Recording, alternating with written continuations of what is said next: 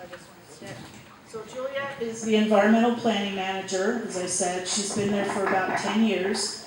She's basically worked in all three of these departments that I described, with parks from about 2007 to 2011. Before that, for over 2 decades, at flood control as a hydrologist working on recharge, water quality, and water rights. She led the science team on the Sonoran Desert Conservation Plan, graduated from the U of A in geology, and she's been working for over 30 years in southern Arizona on land and water issues. Very much an expert on most of the things that have been going on in this landscape. So Julia, come on up.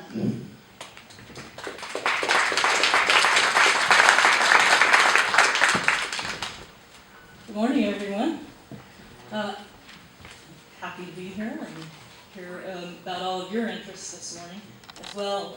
So, like Karen said, I've had a lot of opportunity to be involved in the Ciénega Creek watershed, and I think that mountains and rivers around us affect us. And so I really do believe that the landscape itself has been a conservation catalyst. And the other aspect of this is that if you want to transform an agency, you give it new missions. And I have seen it happen in my decades at Pima County. So I want to relate a few of those experiences for you. Let's see, I have to point it back there, right? Yeah, so. All right. I think it is. Let's see. Yeah. Okay, here we go. All right, so I started working at the Flood Control District in 1986, and at that time, our Pima County Board of Supervisors established a preserve called the Ciénega Creek Natural Preserve, located north of the interstate highway. It was to grow to be about 4,000 acres in size, but it started with one acquisition from one rancher who really loved that land, and he wanted to see that stream protected. His name was Walter Armour Sr. And so he sold that land with restrictions to the Flood Control District. And this became the first time that the Flood Control District had ever used money to protect a natural floodplain. This was in the aftermath of the 1983 flood. And the district had decided to use some of the tax levy to move people out of harm's way from flood-damaged houses. But this was the first time they decided to actually make sure that a stream did not get bank protected, did not get built upon. And the idea was to use this as green infrastructure. It was an idea that was way ahead of its time, to protect the floodplains upstream of Tucson, where investments had already been made in infrastructure, gray infrastructure, so that the capacity of the channels to bring that water down would not be exceeded by future development. And I thought, as a young hydrologist, I thought, wow, that was really forward-looking. I'd really like to be part of an organization like that. So it may be interesting for you to know that the Ciénega Preserve, which would be located up here near Vail, was intended to be mitigation for the 100 miles of bank protection that was proposed by the Flood Control District after the 1983 flood. So this is an early map. Most of this bank protection was just planned, and we were proposing at one fell swoop to do this enormous set of bank protection projects along the rivers during the next 30 years, and to offer Ciénega Creek, an important natural area that had been identified in the state process for looking at natural areas statewide as a conservation area. But the Corps of Engineers was not prepared to accept that idea. There was no framework that gave them the authority to recognize land preservation as a means of offsetting the damage that these bank protection projects would do to riparian areas. So in a sense, it was a failure, but it was also a success because the Pima County Board of Supervisors later brought in an effort, an even larger effort, when the Empire Ranch went on the market. This was owned by Gulf American Corporation at the time, and they wanted to unload it. It wasn't something they wanted anymore. So they put it on the market, $35 million for 35,000 acres plus the state trust leases. And this was just a year after the board established the Ciénega Creek Preserve. And here the Flood Control District was saying, we want to buy this ranch. We want the whole watershed to be part of this open space corridor from the Mexican border all the way to Oracle. And again, I was astonished. This was really big picture thinking on the board's part, and a huge political risk. And it was ultimately, that was a failure too. But that actually catalyzed the involvement of the Bureau of Land Management and the congressional delegation to create, ultimately, the Las Ciénegas National Conservation Area. So that turned out to be a useful risk, and certainly did catalyze involvement from many other people. Okay. Zooming ahead.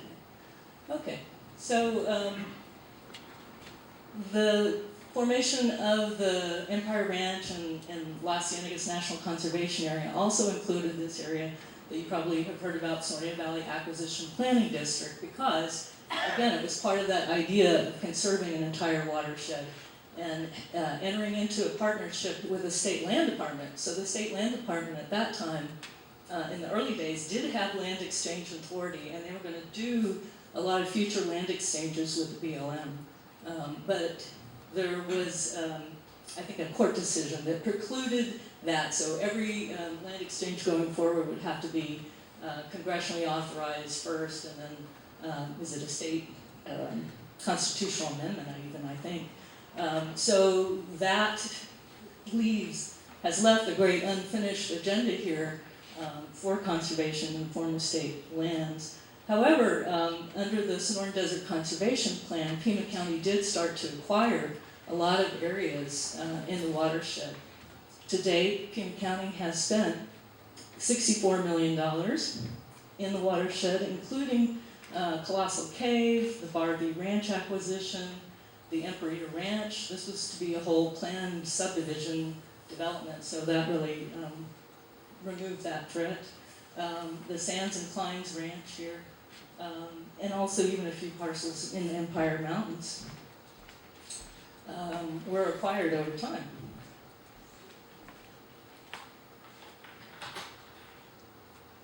The other thing that this catalyzed was really this whole idea of ranch conservation. So back in the 80s, it was an extremely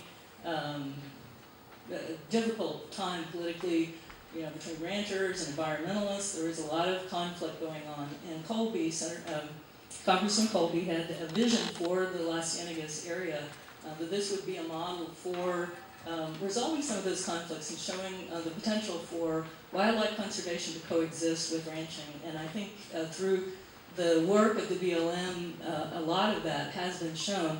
And that the way that Karen and many others at BLM have worked with the public, I think also was something that the county looked to in creating its own ranch conservation program. And you'll hear more about that from Vanessa today. But truly catalyzing conservation. Meanwhile, back at the Ciénega Creek Preserve, I was asked to lead a group of people who were also wanting to demonstrate that livestock could be compatible with grazing. And in this case, this was several years after, this was a kind of a managed grazing regime.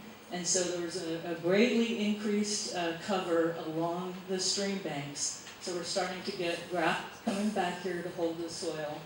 And in the wake of the 1983 flood, we had a pulse of cottonwood recruitment, but the grazing was keeping that down. So by 1995, this was several years after livestock exclusion, you can see those trees have grown up, but they were there back then. And then by 2003, you can see basically there's a whole new forest of cottonwood trees within the willow corridor. So that was an example of sort of the natural recruitment process, natural restoration. This is an example of more active restoration. This was an area that had been called the jungle, and it's also located on the Ciénega Preserve.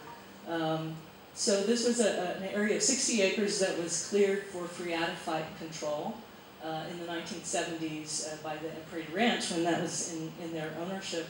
This is just north of the freeway, you can see here. So so it was cleared in 1974. This was probably 1987 or so when I took a picture. And the trees, you can see there had been some recruitment, natural recruitment of the mesquite back into the bosque here, but not a lot of ongoing recruitment. It was one pulse and then it was done. So what we did is to come in there, and this was the first off-site Section 404 mitigation project that was authorized by the Corps of Engineers. And it was our first foray into kind of restoring abandoned farmlands. These abandoned farmlands can be sources of a lot of erosion problems and so forth. So over the years, this area has recovered quite a bit, and you can also see that the existing trees over here have grown quite a bit as well. The responsibilities for land stewardship that have been placed upon, especially Pima County Flood Control District at the Ciénega Preserve, because this is flood control district lands, has encouraged the district to become much more invested in studies of the groundwater system. So this is a cross-section. Frank Castillion, by the way, led this effort with Hydrogeophysics, a local consulting firm, to help ADWR situate some monitoring wells between Vale over here. This would be the Colossal Cave Bridge, and then there's a diversion dam right here that takes water to a nearby golf course from Ciénega Creek. So you can see that there's this big mass of bedrock here, and that helps isolate that area of the stream flow in the preserve from what's going on in Vale, where there's been a lot of groundwater pumping. One of the conservation successes, though, recently has been that Vale has actually gone onto CAP, and that has greatly reduced some of the groundwater pumping here.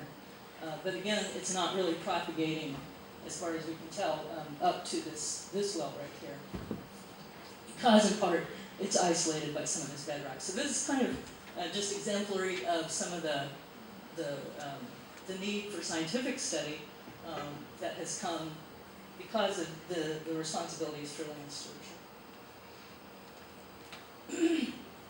So this is one of those monitoring wells, one that's close to the diversion dam.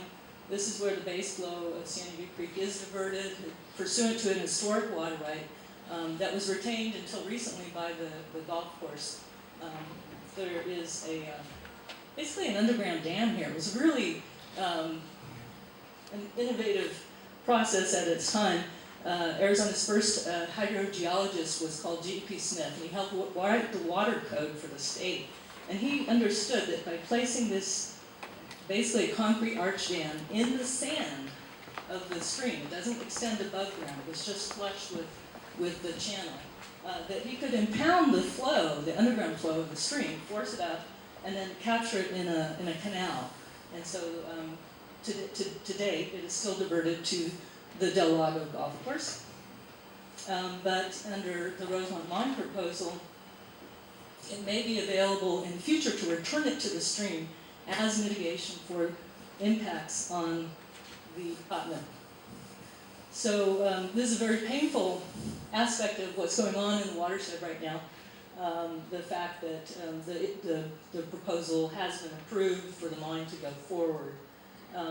We had tried to get the mitigation for this mine to be located in the watershed. We wanted to see that a lot of the state trust lands would be secured in the future. That wasn't ultimately possible. And the mitigation that the U.S. Army Corps of Engineers has authorized is actually located outside the watershed on Sonoy Creek. Some of you may have heard about that. So the last chapter of the story really isn't written. You know, I don't know what's going to happen with this line, but I do know that the story's had a lot of twists and turns. Things that seemed in the past like failures have sometimes led to conservation successes, and I hope that this is one of the possibilities still. So, thank you.